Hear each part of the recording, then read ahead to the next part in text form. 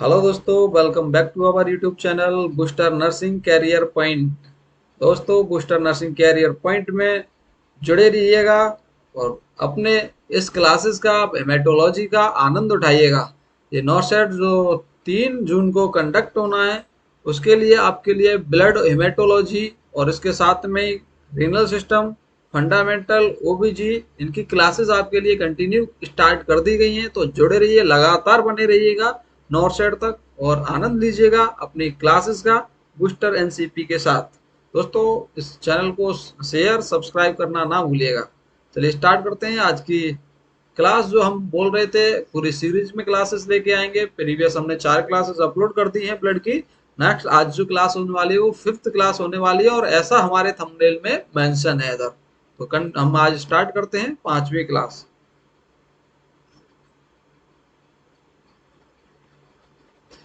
Next हमने जो previous class में हमने आरबीसी के बारे में पढ़ा था, उसी से रिगार्डिंग हम आगे कंटिन्यू करा रहे हैं। अब हम देख रहे हैं colour of RBC. Colour of RBC कैसा होता है? तो दोस्तों, आपको यहाँ एक पिक्चर दिखाई गई है। उस पिक्चर के अंदर आरबीसी का डायग्राम बनाया गया है। इसमें आरबीसी की इमेज बनी गई है।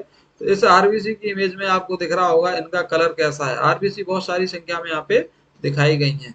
तो आपको इनका कलर याद रखना है कि आरबीसी का जो कलर होता है वो किस कलर का होता है? रेड कलर का।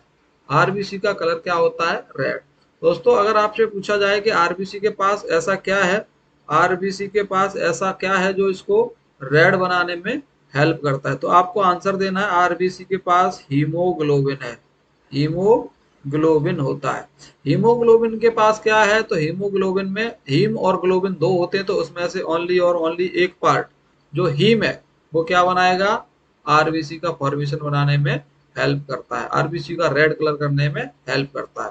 हीम के पास क्या होता है? हीम के पास होता है पोरफायरिन। क्या? पोरफायरिन। पोरफायरिन ये एक्चुअली रेड कलर का है, तभी हीम रेड कलर का होता है। और पोरफायरिन के अंदर होता है क्या? Pyrrole ring. क्या? Pyrrole ring.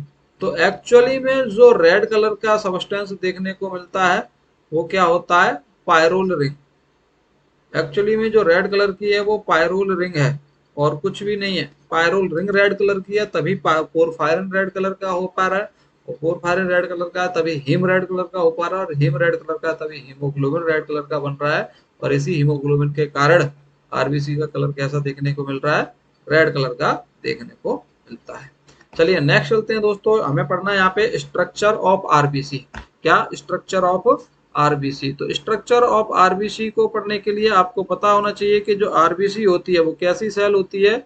आरबीसी कैसी सेल होती है? तो it is a eukaryotic cell. It is a eukaryotic cell. Eukaryotic cell.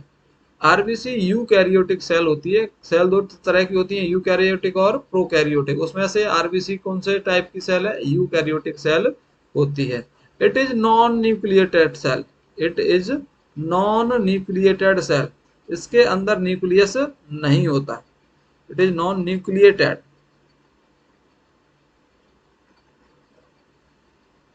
Non nucleated cell. RBC के अंदर क्या प्रेजेंट नहीं है? न्यूक्लियस प्रेजेंट नहीं है। आरबीसी अपने पास से न्यूक्लियस को भी रिमूव कर देती है। आरबीसी मैच्योर आरबीसी होती है तब इसके पास न्यूक्लियस होता है। जैसे मैच्योर आरबीसी होती है वैसे ही वो क्या कर देगी? न्यूक्लियस को हटा देगी। क्यों हटा देती है? क्योंकि न्यूक्लियस जो होता है सेंटर में प्रेजेंट होता है। और आरबीसी क्या चाहती है? RBC maximum maximum O2 transport करना चाहती है। O2 ट्रांसपोर्ट करना चाहती है। और अगर न्यूक्लियस प्रेजेंट होगा तो वन टाइम में आरबीसी जो ऑक्सीजन को कैरी करके ले जाएगी वो तो कम ले जा पाएगी, इसलिए आरबीसी अपने अंदर जगह बनाने के लिए न्यूक्लियस को रिप्लेस कर देती है और एक बार में बहुत सारा ऑक्सीजन को बाइंड करके अपने बॉडी सेल टिश्यू तक ले जाने का काम करती है। दूसरा आपको इसी के अंदर याद रखना है कि आरबीसी पता लग गया, आरबीसी के पास क्या नहीं है? न्यूक्लियस नहीं होता है। दूसरा आपको याद रखना है माइटोकॉन्ड्रिया भी एब्सेंट रहता है। Mitochondria. Mitochondria also absent. Also absent कहां पर? आरबीसी के अंदर। In RBC. आरबीसी के अंदर जो मैच्योर आरबीसी है वहां पे न्यूक्लियस भी प्रेजेंट नहीं है और माइटोकॉन्ड्रिया भी प्रेजेंट नहीं है। माइटोकॉन्ड्रिया क्यों प्रेजेंट नहीं होता है? तो माइटोकॉन्ड्रिया को रिप्लेस कर देती है, क्या कर देगी? रिमूव कर देगी। Because of because because of जो माइटोकॉन्ड्रिया है, mitochondria largest cell organ, sorry ये माइटोकॉन्ड्रिया है, वो क्या क्या करता है यहाँ पे? बहुत ज्यादा एटीपी का कंज्यूम करता है, O2 कंजप्शन बहुत ज्यादा करती है माइटोकॉन्ड्रिया, O2 कंजप्शन बहुत ज्यादा करती है। इसलिए अगर ऑक्सीजन यहाँ पे, मतलब आरबीसी का काम क्या होता है? ऑक्सीजन को कैरी करना, ऑक्सीजन को एक पार्ट से दूसरे पार्ट तक पहुंचाने का यही काम होता है आरबीसी का। अगर इसके अंदर माइटोकॉन्ड्रिया प्रेजेंट होता तो क्या हो जाता? जो ऑक्सीजन थी वो इसी के अंदर यूज हो जाती और बॉडी सेल तक वो पहुंच नहीं पाती। इसलिए आरबीसी क्या कर देती है? इस माइटोकॉन्ड्रिया को रिप्लेस कर देती है, हटा देती है, टू प्रिवेंट O2 कंजप्शन। यानी बिकॉज ऑफ माइटोकॉन्ड्रिया क्या कर रही है यहाँ पे? मोर O2 कंजप्शन करती है, मोर O2 कंजप्शन। इसलिए माइटोकॉन्ड्रिया क्या कर देगी? उसको प्रिवेंट करने के लिए O2 कंजप्शन ना हो जाए, एक बार में मैक्सिमम O2 सप्लाई हो सके, O2 सप्लाई हो सके, वन टाइम के अंदर मैक्सिमम O2 सप्लाई हो सके टू सेल एंड टिश्यू तक। इसलिए माइटोकॉन्ड्रिया क्या, वो आरबीसी क्या करती है? अपने माइटोकॉन्ड्रिया को रिप्लेस कर देती है। तो आरबीसी के पास ना न्यूक्लियस होता है, ना ही माइटोकॉन्ड्रिया होता है, और ये आपको याद रखना है। नेक्स्ट देखते हैं इसी क्लास के अंदर कि एक आरबीसी जो होती है, वन आरबीसी, एक आरबीसी कंटेन, वन आरबीसी, एक आरबीसी के पास कितने मॉलिक्यूल होते हैं हीमोग्लोबिन के? एक आरबीसी के पास 280 मॉलिक्यूल होते हैं, किसके? Molecule of HB. एक आरबीसी के पास 280 मिलियन, 280 मिलियन, 280 मिलियन मॉलिक्यूल्स होते हैं भैया। 280 मिलियन में है, ओनली 280 नहीं है, 280 मिलियन मॉलिक्यूल्स होते हैं किसके? हीमोग्लोबिन के। किसके पास? एक आरबीसी के पास में। एक चीज आपको यहाँ पे याद रखनी है कि ये हीमोग्लोबिन होता है। मैं क्वेश्चन पूछता हूँ आपसे कि why haemoglobin attach with RBC, attach with RBC. RBC के पास ऐसा कौन सा स्ट्रक्चर है जिसके कारण हीमोग्लोबिन आरबीसी से ही अटैच होता है, किसी अदर ब्लड सेल के साथ अटैच नहीं होता? चाहे तो अगर देखो ये ब्लड के अंदर तो प्लेटलेट भी प्रेजेंट है, डब्ल्यूबीसी भी प्रेजेंट है, तो हीमोग्लोबिन डब्ल्यूबीसी और प्लेटलेट के साथ अटैच ना होके आरबीसी के साथ ही क्यों अटैच हो रहा है? तो इसका राइट आंसर दोस्तों होता है क्योंकि आरबीसी के पास RBC has negative charge, negative charge on our surface. RBC अपने सरफेस पर एक नेगेटिव चार्ज को कैरी करके चलती है। वो चार्ज किसका होता है? सियालिक एसिड का होता है। किसका? सियालिक एसिड का। कितना चार्ज होता है? ये चार्ज कितना? -15 MeV। कितना चार्ज होता है? -15 MeV चार्ज होता है आरबीसी की सरफेस पे। ये चार्ज क्या करता है? मोर हीमोग्लोबिन को अपनी तरफ क्या करेगा? अट्रैक्ट। मोर हीमोग्लोबिन को अपनी तरफ क्या करता है? अट्रैक्ट करता है, जिसके कारण हीमोग्लोबिन अटैच हो जाता है किसके साथ में? आरबीसी के साथ में। तो आरबीसी के ऊपर एक नेगेटिव चार्ज है, किसका चार्ज है? वो सियालिक एसिड का चार्ज है। वो चार्ज क्या करता है? आरबीसी को अपनी तरफ अट्रैक्ट करता है, इस कारण हीमोग्लोबिन आरबीसी के साथ अटैच हो जाता है, डब्ल्यूबीसी प्लेटलेट के साथ अटैच नहीं होता है। क्लियर दोस्तों? नेक्स्ट आपको देखना है आरबीसी का स्ट्रक्चर। इसी के अंदर स्ट्रक्चर में ही पढ़ेंगे कि आरबीसी के पास है क्या, आरबीसी के पास है क्या। तो आरबीसी मिलके बनती है किससे? हीमोग्लोबिन से। किससे? हीमोग्लोबिन से। आरबीसी किससे मिलके बनती है? हीमोग्लोबिन से मिलके बनती है। आरबीसी जो बनती है वो हीमोग्लोबिन से मिलके बनती है। तो दोस्तों इसमें आपको याद रखना है कि जो हीमोग्लोबिन होता है उसके पास क्या क्या होता है, हीमोग्लोबिन के पास क्या क्या होता है। तो हीमोग्लोबिन जो होता है, हीमोग्लोबिन जो होता है उसके पास दो चीजें रहती हैं। हीमोग्लोबिन के पास दो चीजें हैं, one is haem and second is globin. One is haem and second is globin. एक तरफ इसके पास हीम है और दूसरा क्या है, इसके पास ग्लोबिन है। तो हीमोग्लोबिन जब बनता है तो एक हीमोग्लोबिन को बनाने के लिए कितने मॉलिक्यूल चाहिए, हीम के 4 मॉलिक्यूल चाहिए। कितने, 4 मॉलिक्यूल किसके चाहिए, हीम के चाहिए। और ग्लोबिन के कितने मॉलिक्यूल चाहिए, इसके भी 4 मॉलिक्यूल ही चाहिए। तो 4 4 मॉलिक्यूल मिलके क्या बनाएंगे, एक हीमोग्लोबिन का फॉर्मेशन करते हैं। चलिए नेक्स्ट देखेंगे, इसी के अंदर जो ये हीमोग्लोबिन है, ये जो हीमोग्लोबिन है यानी कि हीम है, ये हीम किस किस से मिलके बनता है। तो हीम के अंदर आपको 2 पार्ट याद रखना है, हीम के अंदर 2 पार्ट याद रखने हैं कि हीम के पास पहला पार्ट होता है क्या, आयरन। हीम के पास पहला पार्ट क्या है, आयरन। मैंने बताया 2 कंपोनेंट है इसके पास भी, तो पहला क्या है, इसके पास आयरन होता है, जो कौन सी फॉर्म में होगा, Fe+2 फॉर्म में होगा। आयरन कौन सी फॉर्म में होगा, Fe+2 फॉर्म में होता है। और दूसरा होता है इसके पास पोरफायरिन। क्या, पोरफायरिन क्या होगा, पोरफायरिन होता है। और ये पोरफायरिन किससे मिलके बनती है, तो ये भी याद रखना है कि जो पोरफायरिन होती है, एक पोरफायरिन को बनाने के लिए क्या चाहिए, 4 पायरोल रिंग। कितनी, 4 पायरोल रिंग, 4 पायरोल रिंग। ये 4 पायरोल रिंग मिलके क्या बनाती हैं, एक पोरफायरिन को बनाती हैं। 4 पोरफायरिन मिलके 4 पायरोल रिंग मिलके क्या बनाएंगी, एक पोरफायरिन को बनाएंगी। इस तरह से यहाँ पे हीमोग्लोबिन का स्ट्रक्चर देख रहे हैं हम। हमने देखा हीमोग्लोबिन क्या क्या प्रेजेंट है, एक तरफ हीम प्रेजेंट है, दूसरा ग्लोबिन प्रेजेंट होता है। हीम के अंदर आयरन और पोरफायरिन दोनों प्रेजेंट है, और ग्लोबिन के पास क्या प्रेजेंट है, ग्लोबिन क्या है, एक टाइप की प्रोटीन होती है। क्या है ये, प्रोटीन। प्रोटीन के मॉलिक्यूल होते हैं। तो प्रोटीन के मॉलिक्यूल कितने, आपको यहाँ पे नीचे मेंशन करा दिया गया है कि प्रोटीन के जो मॉलिक्यूल होते हैं वो कितने होते हैं, 4। इन चार के अंदर यानी कि ग्लोबिन को बनाने के लिए, एक ग्लोबिन को बनाने के लिए क्या होगा, एक मॉलिक्यूल के अंदर क्या देखने को मिलेगा, 2 alpha globulin, 2 alpha globulin.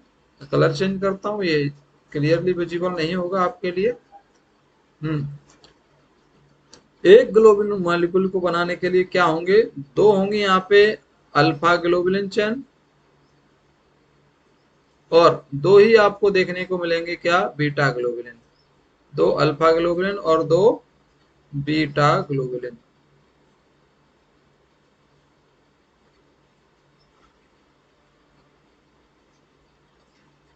Beta globulin. तो यहाँ पे हम देख रहे हैं ग्लोबुलिन के अंदर 2 क्या है, यहाँ पे अल्फा ग्लोबुलिन है, और 2 ही क्या है यहाँ पे, बीटा ग्लोबुलिन होते हैं। इसको हम 2 अल्फा ग्लोबुलिन होते हैं, ये मिलके बनते हैं 141 अमाइनो एसिड से। Made up by made up by made up by 141 amino acid. कितने अमाइनो एसिड से मिलके अल्फा चेन बनती है, 141 अमाइनो एसिड से मिलके अल्फा चेन बनती है। कितने अमाइनो एसिड से मिलके बीटा चेन बनती है, तो आपका आंसर होगा कि 146 अमाइनो एसिड से मिलके क्या बनती है, बीटा चेन बनती है। तो इस तरह से हम देख रहे हैं ग्लोबुलिन जो होता है, एक ग्लोबुलिन को बनाने के लिए 2 अल्फा ग्लोबुलिन चाहिए, 2 बीटा ग्लोबुलिन चाहिए, यानी 2 अल्फा चेन चाहिए और 2 बीटा चेन चाहिए।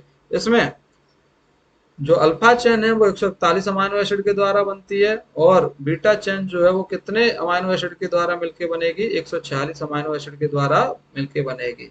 141 अमाइनो एसिड है इसके अंदर, कम अमाइनो एसिड है इसलिए इसको बोला जाता है स्मॉल चेन। क्या, स्मॉल चेन, स्मॉल चेन बोलते हैं इसको। और जबकि 146 अमाइनो एसिड होते हैं बीटा चेन के अंदर, उसको हम क्या बोलते हैं, बिग चेन। क्या बोलेंगे इसको, बिग चेन बोलेंगे। तो इस तरह से हम देख रहे हैं हीमोग्लोबिन का स्ट्रक्चर। हीमोग्लोबिन के स्ट्रक्चर में आपने क्या क्या देखा, यहाँ पे हीम प्रेजेंट है और ग्लोबुलिन प्रेजेंट है, हीम प्रेजेंट है और ग्लोबुलिन प्रेजेंट होता है।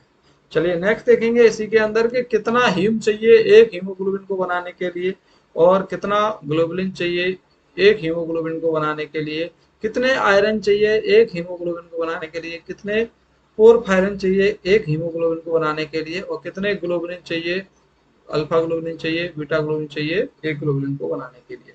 क्लियर दोस्तों, चलिए इसी के अंदर हम कंटिन्यू करेंगे नेक्स्ट। इसी के अंदर कंटिन्यू करेंगे। कि हीमोग्लोबिन जो एक हीमोग्लोबिन का मॉलिक्यूल होता है, एक हीमोग्लोबिन का मॉलिक्यूल होता है, वो मैंने आपको बता दिया है किस किस से मिलके बनता है। इसके अंदर क्या क्या प्रेजेंट होगा, चार मॉलिक्यूल होंगे, किसके, चार मॉलिक्यूल होंगे किसके, हीम के। तो मैंने ऊपर मेंशन किया था, देखिए यहाँ पे इसके अंदर एक हीमोग्लोबिन को बनाने के लिए, एक हीमोग्लोबिन को बनाने के लिए कितने मॉलिक्यूल हैं यहाँ पे, चार मॉलिक्यूल हैं। हीमोग्लोबिन के कितने मॉलिक्यूल, चार मॉलिक्यूल होते हैं, ये चार मॉलिक्यूल होते हैं। दूसरी तरफ हमने देखा कि हीमोग्लोबिन को बनाने के लिए, नीचे इसी के नीचे लिखेंगे कि एक हीमोग्लोबिन को बनाने के लिए और क्या चाहिए आपको, तो वो चाहिए चार ग्लोबुलिन, चार ही क्या चाहिए, ग्लोबुलिन। तो ऊपर हमने मेंशन किया हुआ है, देखिए यहाँ पे एक हीमोग्लोबिन को बनाने के लिए चार हीम चाहिए और चार ही क्या चाहिए, ग्लोबुलिन चाहिए, चार हीम चाहिए और चार ही ग्लोबुलिन चाहिए होते हैं। क्लियर। चलिए नेक्स्ट देख रहे हैं इसी के नीचे, और क्या क्या चाहिए हीमोग्लोबिन को बनाने के लिए, तो आप याद रखेंगे चार आयरन चाहिए, चार मॉलिक्यूल ऑफ आयरन, चार मॉलिक्यूल ऑफ आयरन, चार ही मॉलिक्यूल चाहिए किसके, आयरन के, और चार ही मॉलिक्यूल चाहिए किसके, पोरफायरिन के, चार ही मॉलिक्यूल किसके चाहिए, पोरफायरिन के चाहिए। तो एक बार ऊपर देखिए, नजर डालिए यहाँ पे, ये मॉलिक्यूल जो मैंने यहाँ पे लिखे हुए हैं कि एक हीमोग्लोबिन को बनाने के लिए, एक हीमोग्लोबिन को बनाने के लिए, हाँ जी, कितने मॉलिक्यूल चाहिए, हीम के चार, और आयरन के कितने चाहिए यहाँ पे, वो भी चार चाहिए साहब, आयरन के मॉलिक्यूल कितने चाहिए, चार। पोरफायरिन के कितने मॉलिक्यूल चाहिए, एक हीमोग्लोबिन को बनाने के लिए जो पोरफायरिन चाहिए वो भी कितने चाहिए, चार, चार पोरफायरिन चाहिए होते हैं। और एक पोरफायरिन को बनाने के लिए चार पायरोलिन चाहिए होती हैं, लेकिन हमको पोरफायरिन कितने बनाने हैं, यहाँ पे चार बनाने हैं, तो एक को बनाने में चार चाहिए, तो चार पोरफायरिन को बनाने में 16 पायरोल रिंग बनेगी, और 16 पायरोल रिंग बन के क्या बनाएंगे, चार पोरफायरिन बनाएंगे, और ये चार पोरफायरिन मिलकर क्या बनाएंगे, हिम को बनाएंगे, और हिम क्या बनाएगा, हीमोग्लोबिन को बनाएगा। तो दोस्तों इस तरह से हमको यहाँ पे याद रखना है। चलिए लिख लेते हैं इनको सभी को एक साथ में।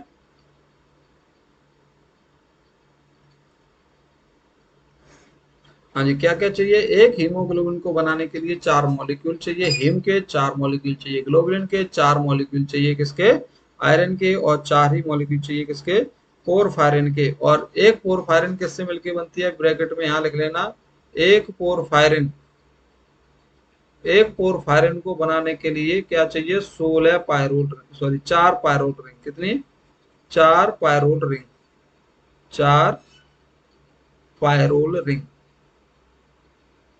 एक पोरफायरिन को बनाने के लिए चार पायरोल रिंग चाहिए होती है। तो यहाँ पे पोरफायरिन कितने हैं, चार, पोरफायरिन कितने हैं, चार, एक को बनाने में कितनी चाहिए, चार पायरोल रिंग चाहिए। तो चार पोरफायरिन को बनाने के लिए 16 पायरोल रिंग बनेगी, कितनी, 16 पायरोल रिंग, 16 पायरोल रिंग होती है एक हीमोग्लोबिन के अंदर। नेक्स्ट आपने देखा कि ग्लोबुलिन कितना चाहिए था, ग्लोबुलिन मॉलिक्यूल्स चार है, ग्लोबुलिन मॉलिक्यूल्स चार हैं, इधर लिख लेते हैं हम इनको, चार ग्लोबुलिन मॉलिक्यूल। और वहां हमने देखा था कि एक ग्लोबुलिन मॉलिक्यूल को बनाने के लिए कितनी चेन चाहिए, दो, दो अल्फा चेन और दो बीटा चेन, है ना, ऐसी तो चाहिए होती है। कितनी चाहिए, दो, क्या चाहिए आपको, अल्फा चेन चाहिए और दो बीटा चेन, तब जाके क्या बनेगा, एक ग्लोबिन प्रोटीन बनेगी। तो अब दो, अब हमको क्या चाहिए, चार, क्या चाहिए, ग्लोबिन, चार ग्लोबिन प्रोटीन चाहिए होती है एक हीमोग्लोबिन को बनाने के लिए, है ना, यही तो है ना, एक हीमोग्लोबिन को बनाने के लिए चार।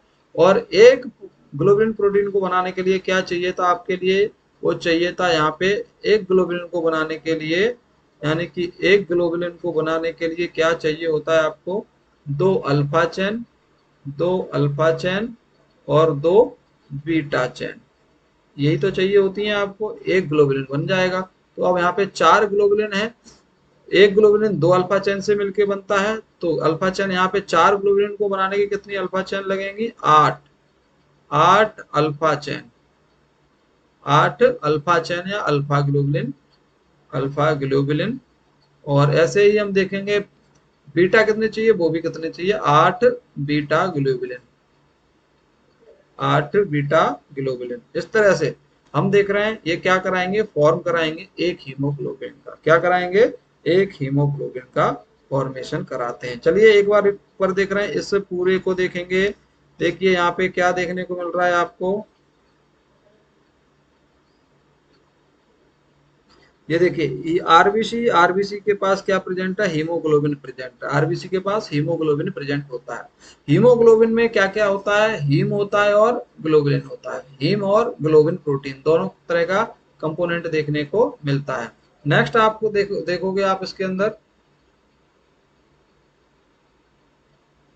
हाँ जी, नेक्स्ट आप देखोगे कि हीम, एक हीमोग्लोबिन को बनाने के लिए 4 मॉलिक्यूल चाहिए, किसके, हीम के। 4 ही चाहिए आयरन के, और 4 ही चाहिए किसके, पोरफायरिन के। और पोरफायरिन को बनाने के लिए आपको क्या चाहिए, 4 पायरोल रिंग चाहिए। एक पोरफायरिन बनाती है, एक पोरफायरिन को बनाने के लिए 4 पायरोल रिंग चाहिए होती हैं। तो 4 पोरफायरिन को बनाने के लिए कितने मॉलिक्यूल चाहिए, इसके 16 मॉलिक्यूल चाहिए होंगे पायरोल रिंग के। ऐसे ही ग्लोबुलिन, ग्लोबुलिन के कितने मॉलिक्यूल चाहिए, हीमोग्लोबिन को बनाने के लिए 4 चाहिए। और एक ग्लोबिन मिलके बनता है, एक ग्लोबिन को बनाता है 2 अल्फा चैन और 2 बीटा चैन। इस तरह से 4 मॉलिक्यूल क्या बनाएंगे, 8 अल्फा चैन और 8 बीटा चैन मिलके क्या बनाएंगे, एक 4 इसको ग्लोबिन प्रोटीन को फॉर्मेशन करेंगे। 4 मॉलिक्यूल बनाएंगे ग्लोबिन के। जो अल्फा ग्लोबिन होते हैं वो 141 अमाइनो एसिड से मिलकर बनते हैं, इसलिए स्मॉल चैन बनते हैं। और बीटा ग्लोबिन होते हैं वो 146 अमाइनो एसिड से मिलके बनते हैं, इसलिए हम उसको क्या बोल रहे हैं, उनको हम बोलते हैं क्या, बिग चैन। नेक्स्ट इसी के अंदर देखा हमने एक हीमोग्लोबिन, जो एक हीमोग्लोबिन होता है,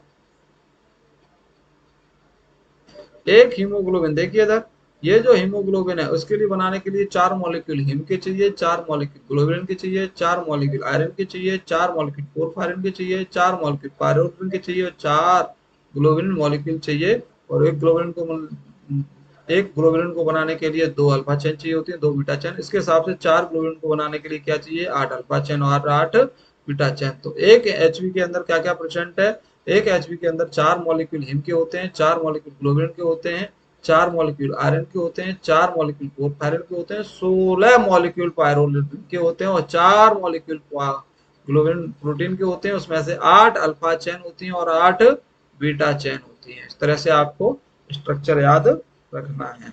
क्लियर दोस्तों। चलिए नेक्स्ट देख रहे हैं, इसी के अंदर हीमोग्लोबिन के अंदर ही कुछ इंपॉर्टेंट पॉइंट हैं, उनको हम डिस्कस करेंगे आज की ही क्लास में। और हम देखेंगे हीमोग्लोबिनोपैथी क्या क्या देखने को मिलती है। चलिए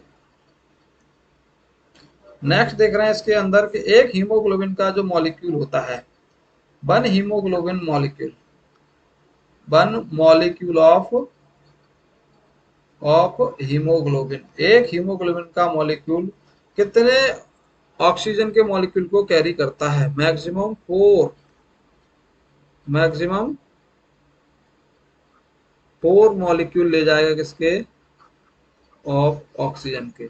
एक एचबी यानी कि एक मॉलिक्यूल ऑफ एचबी कितने ऑक्सीजन ले जाता है, 4 अणु ले जाता है, 4 मॉलिक्यूल ले जाता है किसके, किसके, ऑक्सीजन के, किसके, ऑक्सीजन के। दूसरा आपको याद रखना है यहीं पे कि 1 ग्राम हीमोग्लोबिन,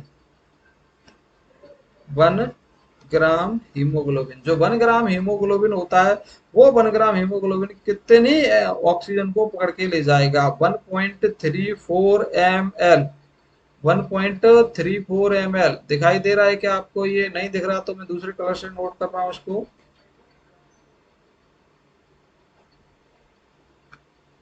हाँ जी, 1 ग्राम हीमोग्लोबिन के पास कितना ऑक्सीजन होता है, 1.34 ml। कितना, 1.34 ml ऑक्सीजन होती है। भैया याद रखनी है इसको, बहुत ही इंपॉर्टेंट है ये वाला, कि 1 ग्राम हीमोग्लोबिन के पास कितनी ऑक्सीजन कैरिंग कैपेसिटी होती है, 1.34 ml ऑक्सीजन की कैरिंग कैपेसिटी होती है। यहाँ पर 1 ग्राम हीमोग्लोबिन के पास कितना ml ऑक्सीजन होता है, 1.34 ml ऑक्सीजन होता है। यानी कि एक बार में 1 ग्राम हीमोग्लोबिन 1.34 ml ऑक्सीजन को अपने साथ कैरी करके ले जाता है। दूसरा आपको याद रखना है यहाँ पे 1 ग्राम हीमोग्लोबिन, 1 ग्राम हीमोग्लोबिन, 1 ग्राम हीमोग्लोबिन के पास आयरन कितना होता है, तो आयरन होता है यहाँ पे 3.34 mg।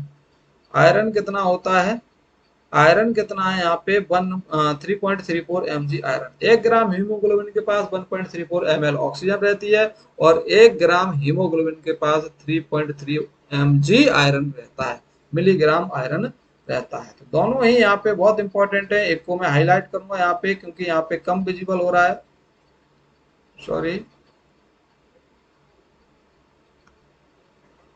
हाँ जी, यहाँ पे देखिएगा।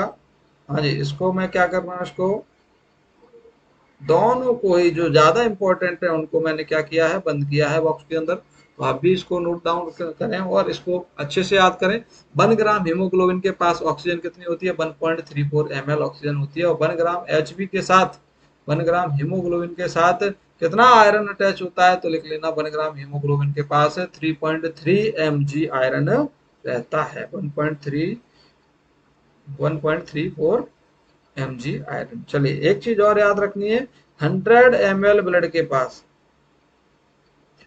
100 ml ब्लड के पास, ब्लड है 100 ml ब्लड है, उसके पास कितना ऑक्सीजन होगा, इसके पास ऑक्सीजन होता है 15 से 18 ml,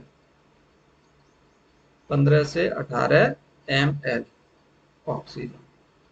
कितने ब्लड के पास, 100 ml ब्लड के पास 15 से 18 ml ऑक्सीजन प्रेजेंट रहती है।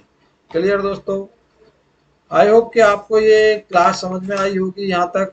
आगे का हम नेक्स्ट क्लास के अंदर डिस्कस करेंगे। कुछ और पार्ट है इसके, कुछ हीमोग्लोबिन होता है, नॉर्मल हीमोग्लोबिन है, कुछ अब नॉर्मल हीमोग्लोबिन है। कुछ पॉइंट हम यहाँ पे देख लेते हैं जो हीमोग्लोबिन के इम्पोर्टेंट है, जैसे कि नेक्स्ट के अंदर देखते हैं। इम्पोर्टेंट वाला अभी देखिए कि एक तो ये है bond between bond between bond between haemoglobin and oxygen. जब ऑक्सीजन हीमोग्लोबिन के साथ अटैच होती है तो कौन सा बॉन्ड बनता है, उसको याद रखना, oxy haemoglobin bond, oxy haemoglobin bond. Exam के अंदर आया हुआ है, कई बार आया हुआ है, कौन सा बॉन्ड बनेगा, ऑक्सीजन और हीमोग्लोबिन के बीच में ऑक्सी हीमोग्लोबिन बॉन्ड बनता है। दूसरा आपको याद रखना है, बॉन्ड एक और बनता है कार्बन डाइऑक्साइड के साथ, bond between bond between oxygen and carbon dioxide. Bond carbon dioxide और ऑक्सीजन के साथ में ही बनता है, उसको हम क्या बोलते हैं, कार्बन। इसको तो हमने बोला ऑक्सी हीमोग्लोबिन बॉन्ड, उसको हम क्या बोलते हैं, carbon mono oxy haemoglobin bond, carbon mono oxy carbon mono oxy haemoglobin bond, haemoglobin bond क्या बोलेंगे इसको, carbon mono oxy haemoglobin bond बोला जाता है।